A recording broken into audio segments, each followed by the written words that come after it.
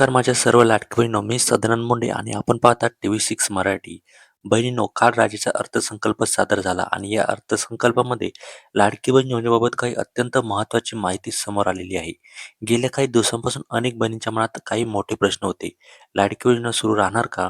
पुढील वर्षासाठी निधी किती ठेवला जाणार? आणि सर्वात मोठा प्रश्न म्हणजे ₹1500 वाढून ₹2100 होणार का? कारण सोशल मीडियावर आणि अनेक ठिकाणी वेगवेगळ्या चर्चा सुरू होत्या. काही ठिकाणी योजना बंद होणार अशी अफवा देखील पसरत होती.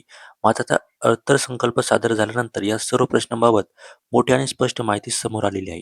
मुख्यमंत्र्यांनी स्वतः लाडकी बहीण योजनेबाबत महत्त्वाचे संकेत दिलेले आहेत आणि या योजनेसाठी पुढील वर्षासाठी किती मोठा निधी ठेवण्यात आलेला आहे हे देखील आता अधिकृत कागदपत्रांमधून समोर आलेलं आहे.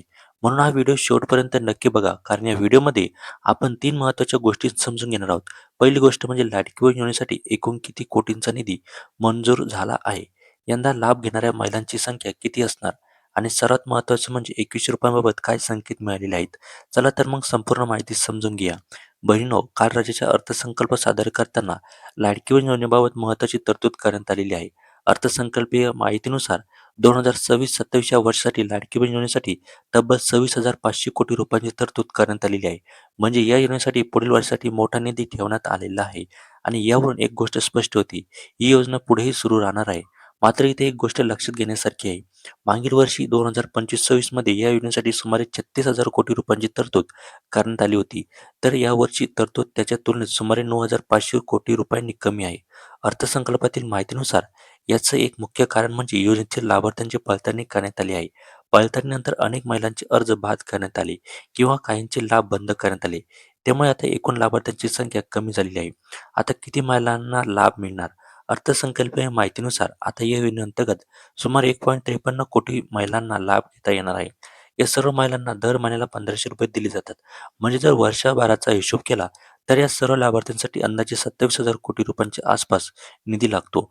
म्हणून अर्थसंकल्पात ठेवलेली 26,500 कोटी रुपयांची तरतूद ही या योजनेसाठी पुरेशी असल्याचे सांगितले जात आहे.